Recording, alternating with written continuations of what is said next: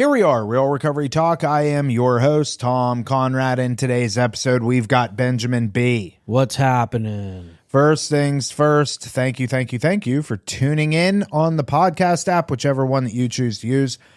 And thank you for watching on YouTube. In the end, if you have any comments, questions, or concerns, you could always reach us, info@realrecoverytalk.com. Again, it's info@realrecoverytalk.com. And ultimately, we want to help you turn your mess into your message, right, Ben? That is correct. What's going on, Ben? I am chilling, dude. And tomorrow is what day? The day of giving thanks. Thanksgiving. So this episode comes out Sunday, right? Yeah. Right on. So Thanksgiving we'll have done past. Yes. But I don't think that changes the direction we should go today. So we could actually say, I could say, hey, Ben, how was your Thanksgiving? I don't know yet, Tom. Yeah, I don't know yet either. What are you doing? Whitney has to work till noon. Really? Yeah, she's in the restaurant business. I don't know that we've ever talked about that. Yeah, she's worked in the restaurant business forever. That's where we met, the restaurant business. I was a bartender in active addiction, and she worked in the same restaurant too, and we were two winners at the time, let me tell you.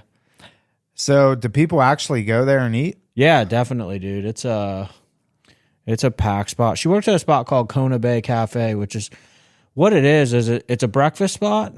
They're only open till 2 every day. However, like down here, it's by the water. There's a boat ramp. There's a drift boat that goes out the back. So it's a very like locals, but also once in a while you get the touristy in there. But it's like all the local fishermen and stuff. Like it's yeah, a cool because they spot. have that charter. They have that charter boat that goes out. And next door is Key Lime House, where they've got big great white shark out front, and there's live bands there all the time. It's like, I want to say they have 3 decks high. Yeah, It's all on the water, man. It's just a really nice spot for whether you're local or on vacation. Like going there to eat is cool. Well, tonight is the biggest party night of the year, so I've always been told. Yeah, that's a fact. It's a fact. A lot of hungover people on Thanksgiving. Yeah, so they go there and have some pancakes and bacon and, you know. Yeah, I thinking back, that reminds me, like, in particular, when Whitney and I first met, I remember Thanksgiving, we would always go out, and it was my first Thanksgiving with her family. Dude, I didn't get home till 8 or 9 in the morning, and then had to go straight to her grandmother's house. Nice. I was still drunk from the night before, so hungover, and you're just sitting with all this family. We had just started dating. It was like one of the first, pretty sure it was the first family function. Oh, probably wasn't the best look. No, You I know? doubt it. Yeah. I mean, you're sitting there drooling on yourself and, you know, you got to eat and, gosh, yeah. Well, anyways, it's going to be a good day and we're not doing really a whole lot. Where are you going? Oh, I'm going to my sister's afterwards. Yeah. Yeah. So You're not going to be able to eat. I don't know if I'm going to be able to eat. So I don't think we've brought it up in quite a few episodes, but if you've been listening for a long time, you know I'm training for a bodybuilding show December 16th, and it was supposed to be a couple weeks ago I was going to compete, but things got pushed back with my coach, and we just thought it was better for me to wait from a presentation perspective, and I don't know how that affects Thanksgiving because it's crunch time for... Yeah, you're in the last stretch. I mean, you can't screw it up now. Yeah, if anybody knows anything about bodybuilding, like one meal makes a difference, even though it's 25 days away. Right. You know, it's crazy. It really is. It's an extreme thing. Okay. Well, you never know. Maybe Billy will say you can, you know, have a slice of turkey or something. Yes. That'll be a nice treat. Yes. Have a turkey leg. Yeah. You know, maybe a scoop of spinach casserole or something. Dude, you know what I'd do for a piece of pie? Oof. Yeah. That's funny. Well, yeah, we're not doing anything. We're sitting at home. I think we're going to probably go get Chinese food because I think Chinese restaurants are the only ones that are open. No, there's a lot of restaurants open nowadays on Thanksgiving. Oh, it's Christmas, I think. Yeah, I think traditionally more and more restaurants are open. Well, it's because of the stupid Black Friday. Yes. Although Black Friday started like 3 months ago. Yeah. No, there's already, my favorite websites are already having Black Friday deals. Oh, they were having them. They were having them weeks ago. Yeah. At least a week ago. It kind of took up for me a lot of pizzazz out of the holidays. Like when the actual day is here, I feel like we've been building up to it, and it's been in the media and in my face with ads and promotions so much. So Yeah. it's like, oh, Thanksgiving's here. Oh, it was here 3 weeks ago, kind of.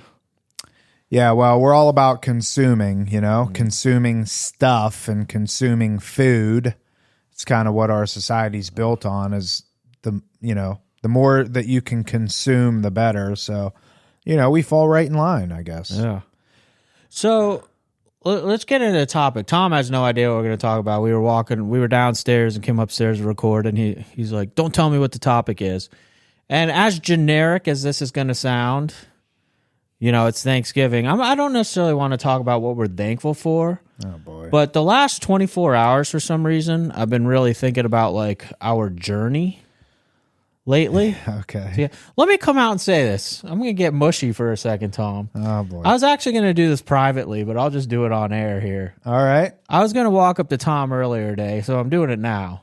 Let me just preface that I don't do well with like compliments and stuff like that. Well, he's already. But anyway, he's already turning red. Yeah. I just wanted to say, honestly, again, I was going to do this in private, but I'm like, what the hell? Why not do it on here? I am so thankful for your friendship, dude. Oh, good. Because I've been looking back, man, and I'm like, from the way that we met each other in school. Yeah. We were both in the addictions program, to him asking me out for a burrito on our lunch break between classes. Yep. And I'll just- never forget that day. And just always staying in touch. And, I look back at our journey because we were both in early recovery. What did we have? 2 years? I was just shy of 2 years. Yeah, probably. Because I remember I started school for addictions. I had over a year and a half sobriety, and I was just getting my first job in treatment, but they wouldn't let me start until I had 2 years of sobriety. For the whole treatment industry, that used to be the standard. Right. Nowadays, they hire people with 2 months, but I digress. We've Yeah. had episodes in the past. I don't want to go down that rabbit trail, but I think you do need to be in a pretty healthy spot. Yeah. I hold the opinion that 2 years is a good spot, but again, that's a past episode you could dive into. Well, we're about to hire somebody that's got 4 years now. Right? Yeah. And it's his first job in treatment, and I'm looking forward to bringing this person on. And it's alumni too. Yeah. That's even better. And it's somebody, I'm glad you brought that up because it ties into this as well, where I look at the way our journey, both you and I together and with Rock and everything, and it's like, just recapping, looking back, I don't feel like either one of us rushed to get to where we're at today. And because we didn't rush, we are where we're at today. So you started as a tech. Yep. I started as a tech. I remember it was $12.50 an hour for me, and I worked that job like I got paid $1 million a year. Yeah. Anytime they asked me to come in and like not on my shift because something needed handled, I would like fly in there because I loved doing it. And I just think having the passion for this field and a sense of purpose, so to speak, is really what has driven us to where we're at today. And the podcast itself, we joke about it, but Tom recorded his first episode in his underwear. In 2017? Yep. 2000, was it, or 16? 17. It was 17. Yeah. In 2017, and now it's where it's at today. And to be honest with you, like Tom and I, we talk about it from a quantitative perspective. I think it's easy to sit back and say, oh, we're not quite where we want to be with the podcast and the YouTube and stuff. However, from a qualitative perspective, I mean, today I took a phone call where someone says, I've been listening to the podcast for years. And then they also had their other family member call, not the addict, not the alcoholic.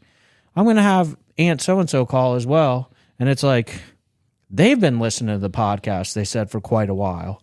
And it's just really cool that you can get these people on the phone and have conversations with them, and they feel like they know you well enough to, and just I don't know, all that opportunity, man, it just makes my heart full. I guess that's where I was going with it.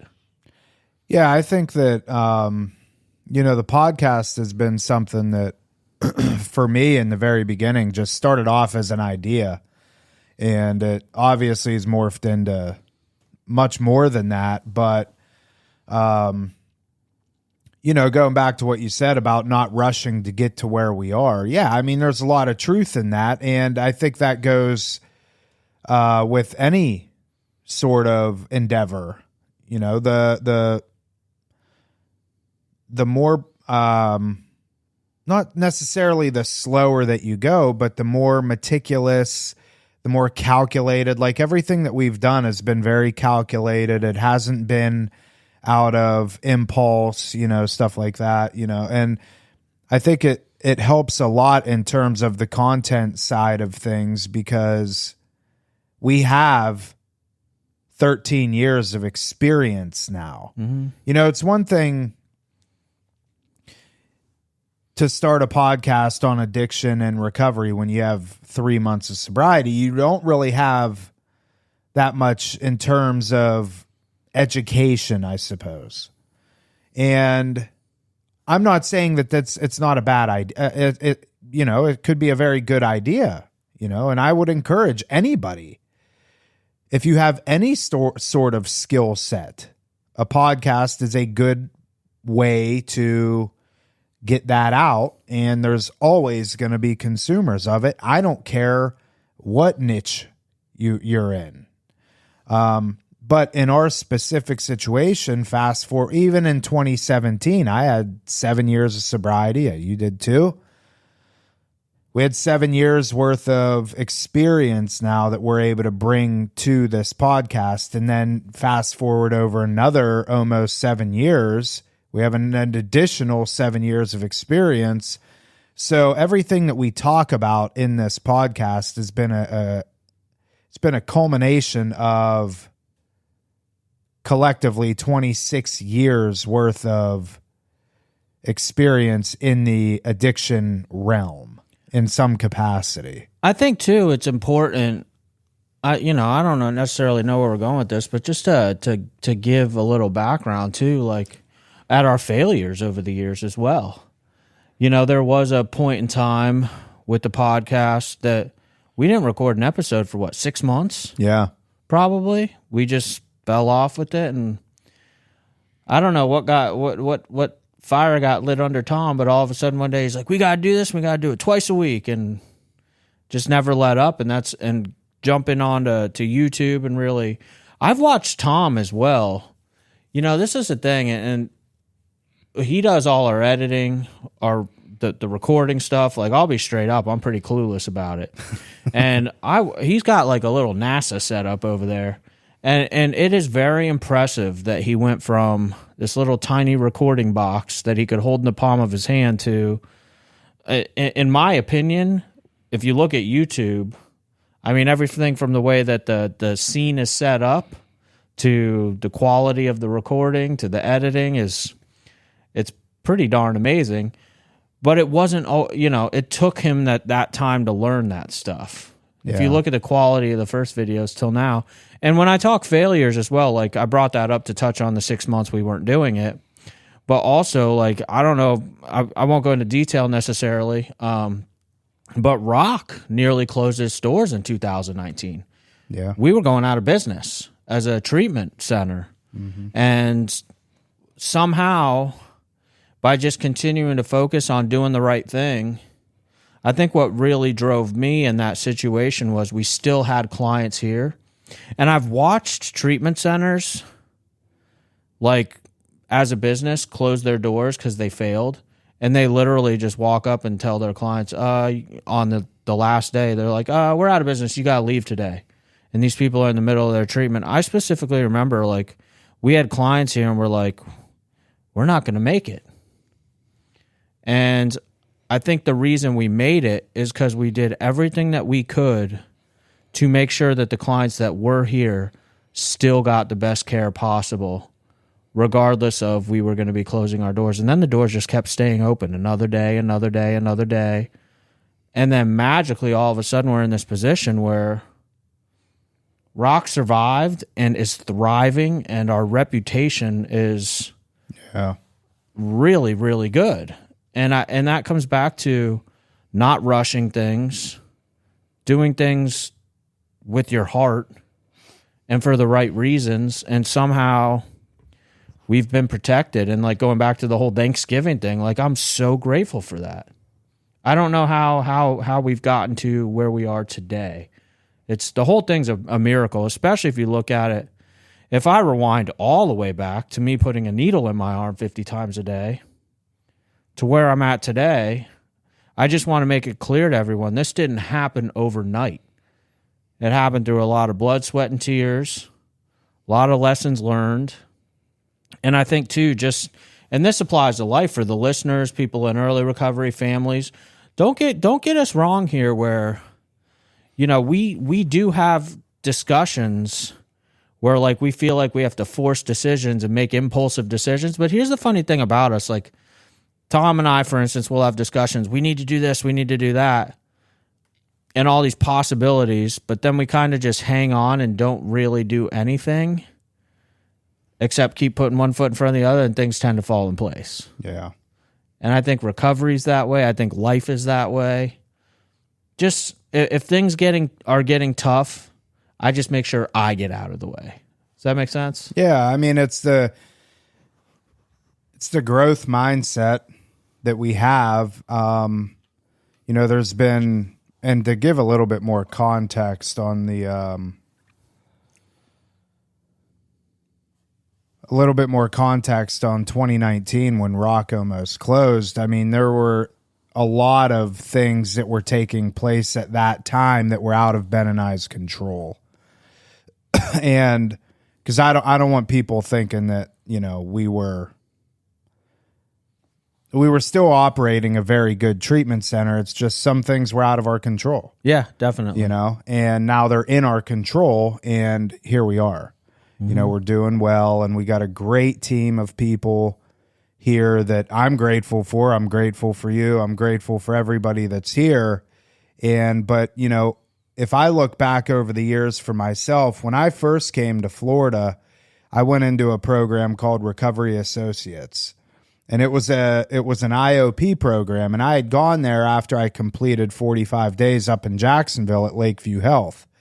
And Lakeview Health is a great program, and it definitely did wonders for me.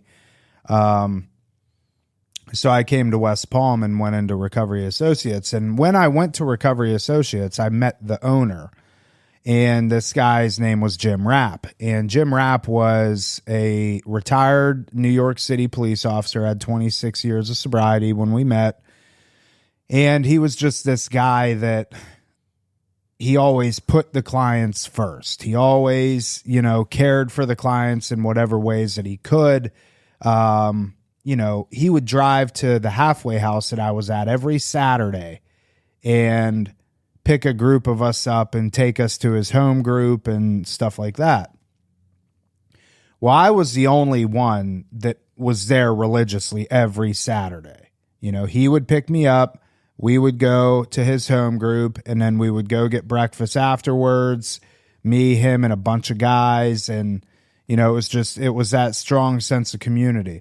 But the reason I bring that up was I was always inquisitive. I was always asking Jim questions about, treatment and stuff like that. And like, what is this? How does this work? Like, so on and so forth. And, so he taught me a lot in that time. But he always said, Tom, you put the clients first, the money will be there. No matter what. Hands down, the money will be there. You'll never have to worry about anything. So as long as you put the clients first above everything. And I think that's really the mentality that we've adopted here, and we adopted years ago. Now 2019 comes, again, not going to get into details, but there were things that were outside of our control. But the things that were outside of our control, what it was doing, it was not allowing us to put the clients first.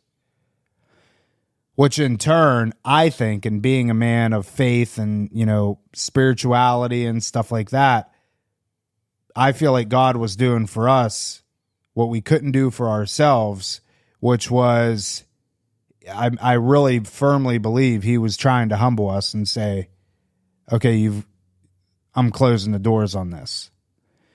Now, we were able to see this as an opportunity, and we looked at it as an opportunity, and obviously here we are today, and we immediately pivoted and changed things, and, you know, we've put the clients first ever since then, and here we are, you know.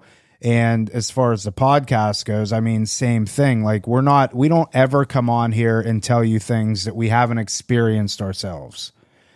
Yeah. It's just the way that it is, because I don't want to talk out of turn and share something that I don't have extensive experience on. And I think that goes a long way with parents and loved ones and stuff like that, because, you know, if you've been listening, I like to think that you know us by now, you know, and if you're just now finding us, you'll get to know us. Ben and I are we're just two regular guys. Like, there's nothing special about us. I got 3 kids in a house and 2 dogs, and my dad lives with me, and I put my pants on just like everybody else does. You know, and the same goes with Ben. And all we do is we share from our experience, we share from our heart, and that's it, you know? And sometimes we ruffle people's feathers. That's just the way that it is, especially, you know, if we're, you know, we are, in a sense, we're a media outlet. And being a media outlet, you're not always going to make everybody happy. Like, I'm very anti-Suboxone. I've been open about that ever since I've started recording these podcasts. But doesn't mean that I hate you because you're on Suboxone. I just think that you're going about it the wrong way. Yeah. You know?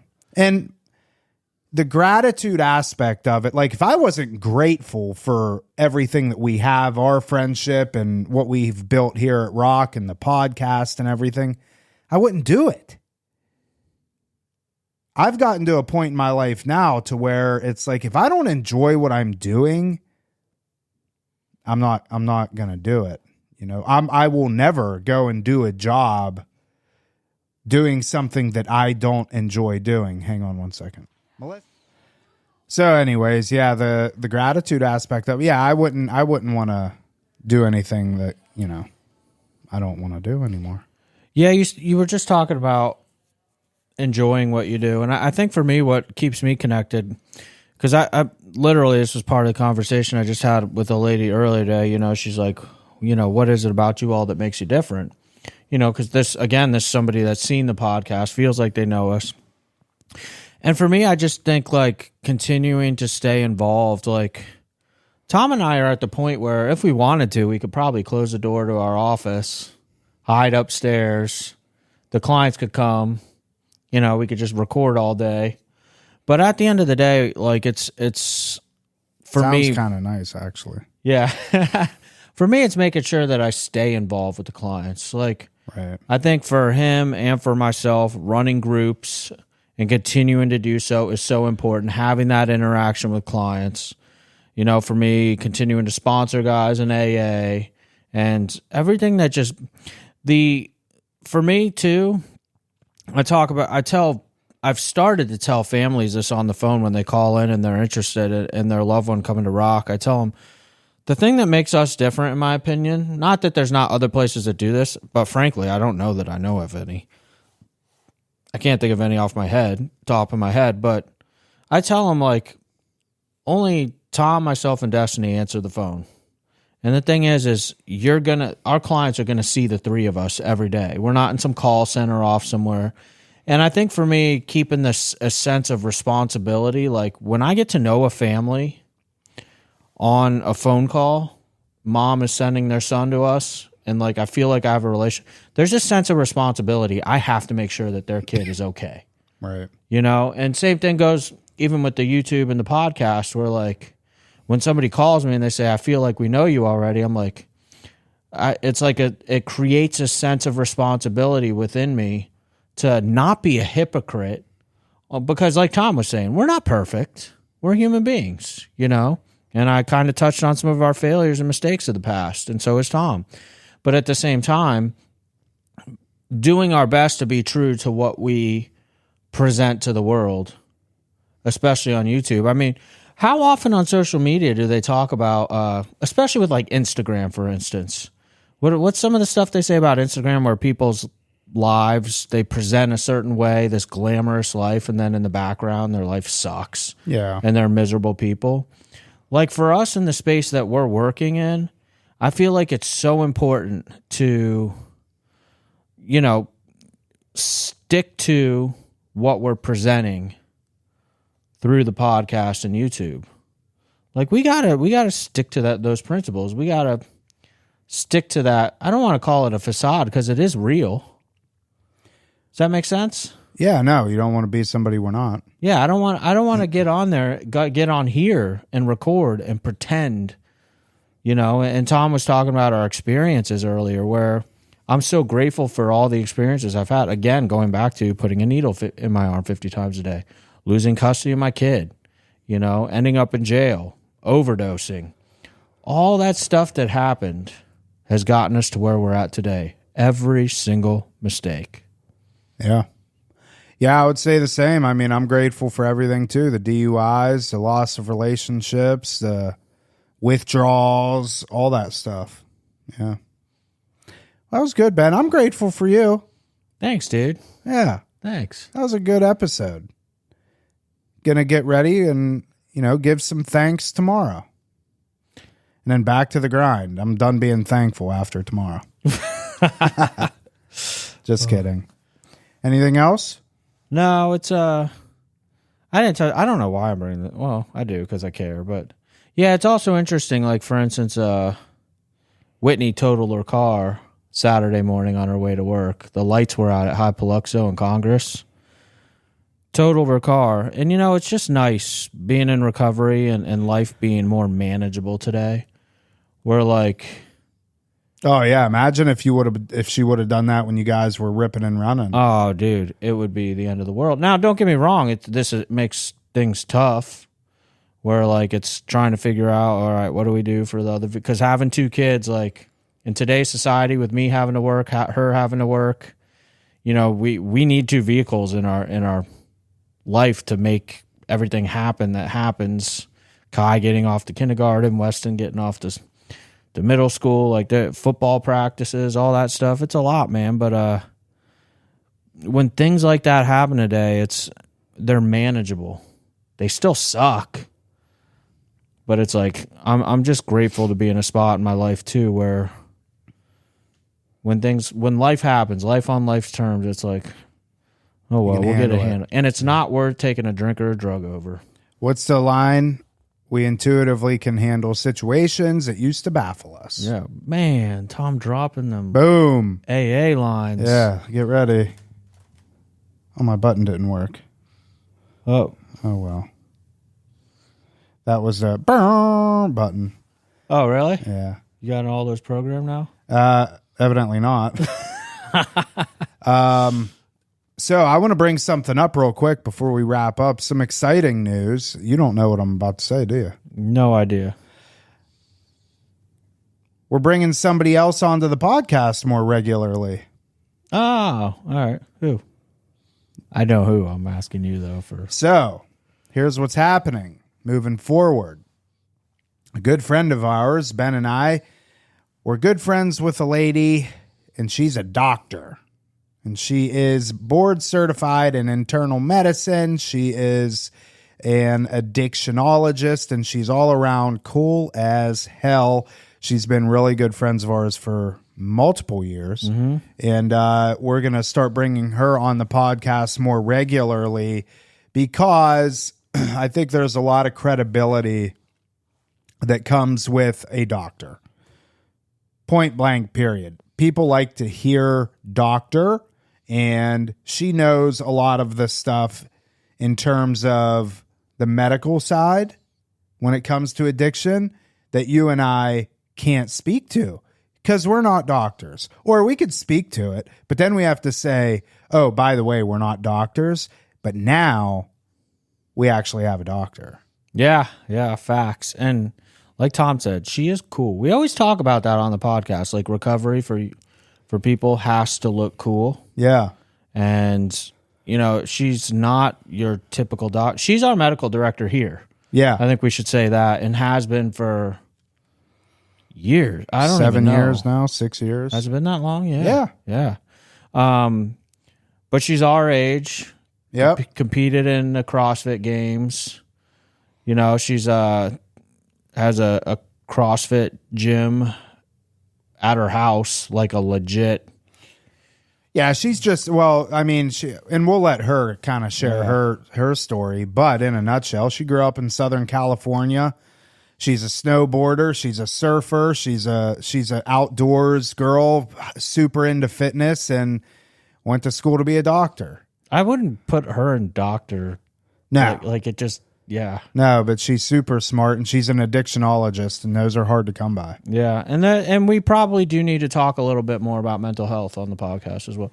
We dabble and touch on it, Yeah. you know, but there is probably a major component that we could get more into detail on, you know, because we do deal with a lot of mental health within the treatment space, you know. So we're primary substance abuse, but however, I mean, how many of our cases come in and there's some dual diagnosis going on with anything from depression to bipolar to you name it. Anxiety. Yeah, all of it. So if you, in fact, have questions, or you have any sort of question that would have medical relevancy to it, you can email us, info@realrecoverytalk.com, and in the subject line, you can put "Ask the Doctor," please. And we'll know. That's going to be a question for her. And then when she comes on, and I think depending on how many questions, how many inquiries we get, I would like to have her come on once a week and just add an episode. So rather than doing Sunday and Wednesday, we could do like a Sunday, Wednesday, Friday. You know, Wednesday would be maybe the doctor one. I don't know. We're going to figure it out. We still haven't even done our lives yet, but the doctor is coming before the live. Yeah. Lives are, listen, I have my son's in gymnastics 3 days out of the week. We're entering into competition season. I'm going to be out of town a lot. So to commit to being able to do a live right now it's probably, at least for me, it's not going to be able to happen until at least mid-January. Yeah, it's tough to Tom and I, especially with working in this field, in all honesty, and you know, I'm just having conversation here, but you know, for our listeners, like even just recording these episodes, how many times do we walk up here to record an episode and then again coming back to putting the clients first, something comes up with the client. Yeah, and we have to hit pause or whatever. Yeah, it takes precedence, you know, and sometimes we're recording 4 hours later than we intended to. That's why we need to hire somebody, Ben. Oh, are you putting out some feelers? I don't know. No, I don't know. I don't know I have control issues. I don't think anybody can do it better than me, which I know is false. So Tom's pretty good. Anyways, is that it, Ben? That's it. I'm grateful for everyone. I started this episode. Tom, just want to remind you, I'm grateful for you and your friendship. I'm grateful for you and your friendship as well. And we're grateful for you, listeners, loyal listeners, new listeners, all the listeners. We're grateful for you. Thank you for just entrusting us to be your, I was trying to be, you know. A voice of reason? Voice of reason. That's sure. Good, yeah. Yeah, thank you for that. Obviously, we're wrapping up, going to be wrapping up 2023 here soon, entering into 2024. But it's been a good year, I think. So, anyways, that's it. Thank you for tuning in on the podcast app, whichever one that you choose to use. And thank you for watching on YouTube. Over and out. We just want to help you turn your mess into your message. That is it. We will see y'all later.